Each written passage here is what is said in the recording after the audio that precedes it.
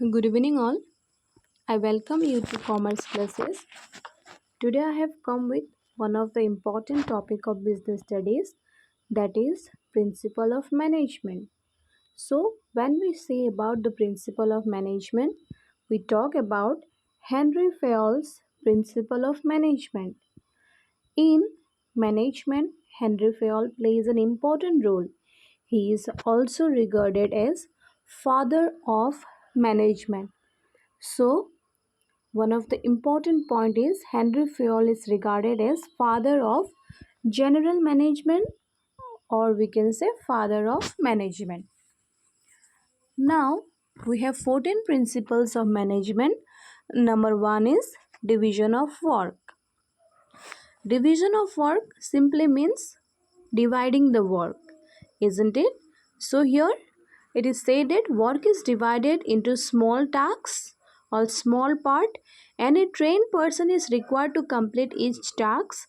Here the work is divided into various groups or assigned to various members, and each task is assigned to them, and it is also said that if one person does the work repeatedly, he becomes specialized in it. Also, in an organization, single person or a manager cannot complete all the tasks by himself. So, what we do is that he divide the tasks or the work and assign to various member in his work. And also, if one member does the work regularly, he or she becomes specialized in that work, and also the burden reduces. The main aim of division of work, as said by Henry Fayol, is to produce better work for same effort. It means if a specialized does that work, we will get a better result. In case of an organization, division of work means dividing the work into various department, say production department, finance department, and this type of principle is also applicable in various schools, hospital, universities, etc., and also in our home. So division of work means just simply dividing a work. And why we divide the work, we say is that when we divide the work, it becomes easier for a person to do that work, and also his burden decreases. And in an organization, if a person does a similar kind of work, he or she becomes specialized in that work. Number 2 is authority and responsibility. Authority is the right to give order and obedience, and responsibility is corollary to authority. Means authority and responsibility are like the two sides of a coin. If a person is given authority to do something, he should also be given responsibility to handle the tasks. Authority is both formal and informal. Manager requires authority commensurate with responsibility. There should be a or balance between authority and responsibility. If a manager give you a task, means he is giving you authority, and he should also give the responsibility to take any kind of decision or to do any type of work relating to that activity. So that will be responsibility. So in an organization, according to Henry Fayol, if authority is there, responsibility should also be there. Moving towards point number 3, discipline. Discipline is the obedience of the organization rule and employment agreement which are necessary for working in an organization. According to Fayol, good supervisor at all level, clear and fair agreement and judicious application of penalties. It means discipline is such a thing which is required in every level of organization and also everywhere. Let's take an example of an office, school, university. Everywhere discipline is there. If we are lacking discipline, then we cannot do the tasks in our proper time.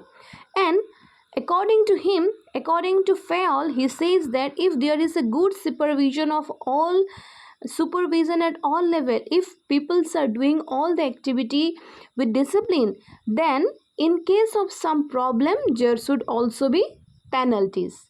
Means punishment should also be there in case of breaking of discipline. Number 4, unity of command. According to Fayol, there should be one boss and only one boss for every individual. If an employee gets order from more than one supervisor or superior at one time, then the unity of command principle is violated. The principle states that every participant in formal organization should receive order from and should be responsible to one superior. Dual subordination should be avoided because it causes a lot of confusion among the participants. Suppose let's take an example of a production department. Suppose production department is getting information from the production manager, but in the same time that they get they get what we say is some orders from other department also. Then the people working in a production department may get confused about what type of work or which order to be followed. So there should always be one head in the sense always the production manager should guide the production department, then only the whole department will be leading towards achieving the goal. Number 5 is unity of direction. We mean here, according to Fayol, all the units of an organization should be moving towards the common objective through conducted and focused effort. Each group of activity having the same objective should have one head and one plan. Example, if a company produces two or more different types of product, then it should have one head or department two heads for different product.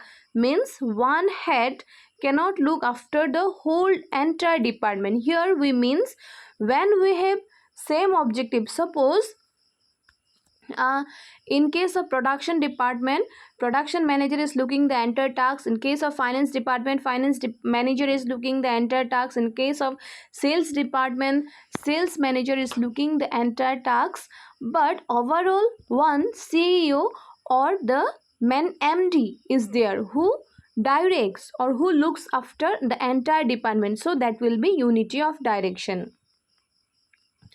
Number 6 is subordinate of individual interest to general interest. Here the interest of the individual is not taken into consideration, but the interest of the company is taken into consideration. It is written here that the interest of an organization should take priority in before of individual interest, as every worker has some interest or interested over working in an organization, and also the company or the organization have some goal or objective of an organization. So the individual lacking their own interest should keep priority to the organizational interest. Suppose you are working in an organization, you also have some interest, you are earning with some motive, you are working with some motive in an organization, but your interest is not taken into consideration, but the entire organization's objective is taken into consideration. Number 7 is remuneration of employees. The overall pay and compensation of employees should be fair to both the employee as well as organization.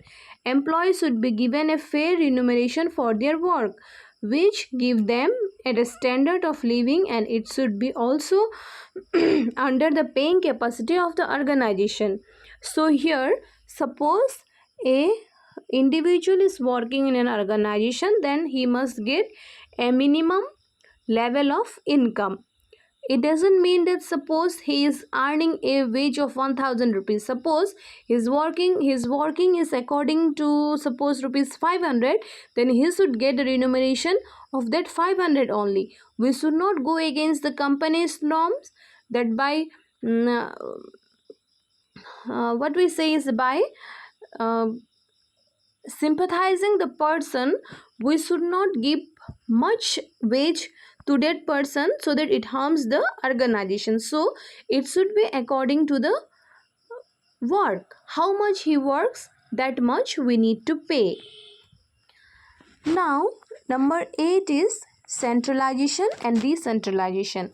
So, centralization means when the decision making capacity or the decision making power is lying in the top level management. When in an organization all the decisions are taken by the top level management, this process is called centralization. And suppose in an organization when the lower level management are also given the chance to make decision, or they are also, their suggestions are also asked, so it will be a process of decentralization.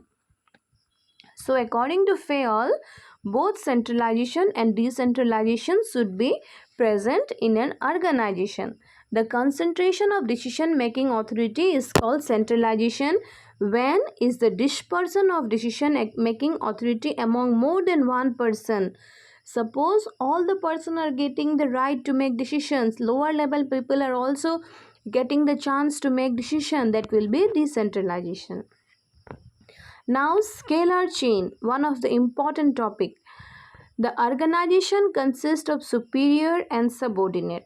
The formal line of authority which passes from superior to that of subordinate, or the authority or the responsibility when it passes from the highest level of organization to the lowest level of organization, it is called scalar chain. Suppose let's take an example. Mr. A is a CEO in a company. Mr. B, Mr. C and Mr. D are manager at different branches, and Y, X, Y, Z are at lower level of management. Suppose Mr. A needs to pass information to Mr. Z. Then what he does is that Mr. A says to Mr. B, Mr. B says to C, C says to D, D says to X, X says to Y and Y says to Z. In this way, when the information pass by one to the last level of management, it is said scalar chain. So, when systematically the information flows from top level to the lower level, it is called scalar chain. But what happens is that sometime in case of emergency, Mr. X or Mr. A, let's say that Mr. A directly, in case of emergency, he, or maybe due to some, he thinks that there may be some miscommunication if I keep on passing information from one person to another. What he does is that he directly communicate to Mr. Z. In this case, when Mr. A directly communicates to Mr. Z, the process is violated and a new system or a new process come into exist, that is called gangplank. Gangplank. When information does not pass through step by step and directly Mr. A or Mr. Z directly communicate to Mr. A, this process is called gangplank. Now, I hope you have understood. Now, next is order. According to Fayol,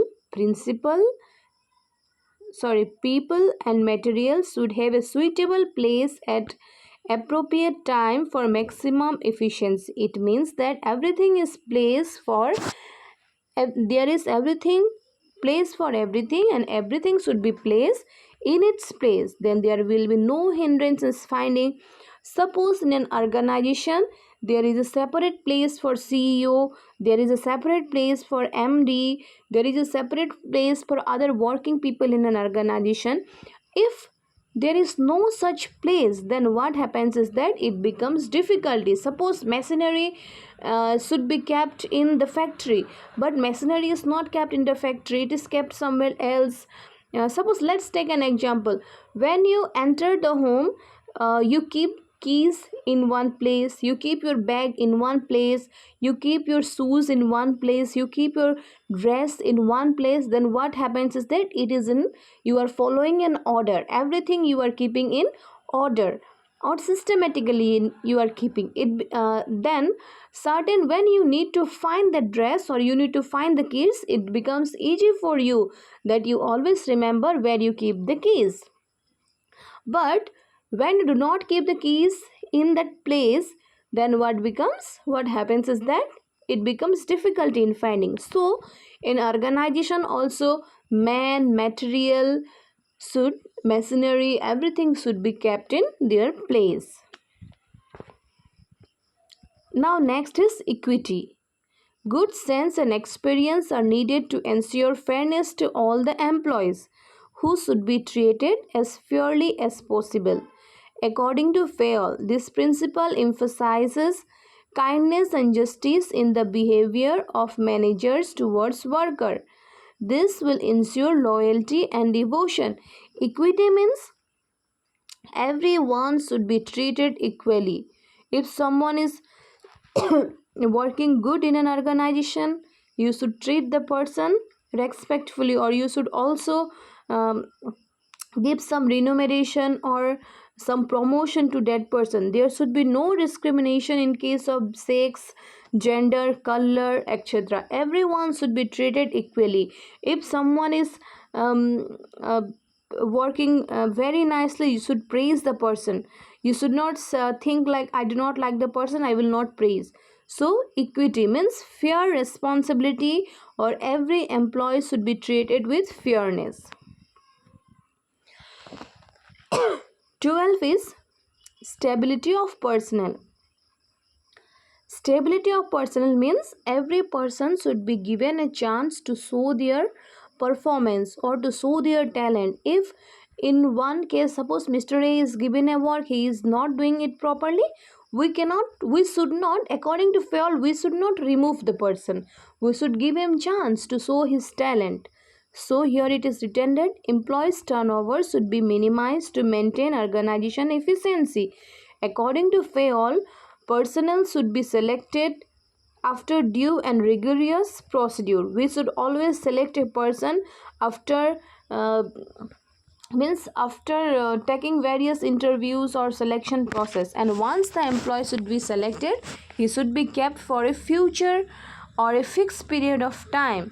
We should not think that he is not doing the work efficiently, we will remove the person. He should be given some time to show his efficiency in the work. So a fixed time, suppose say 3 years, 5 years, or say 1 year, a contract type of basis should be done.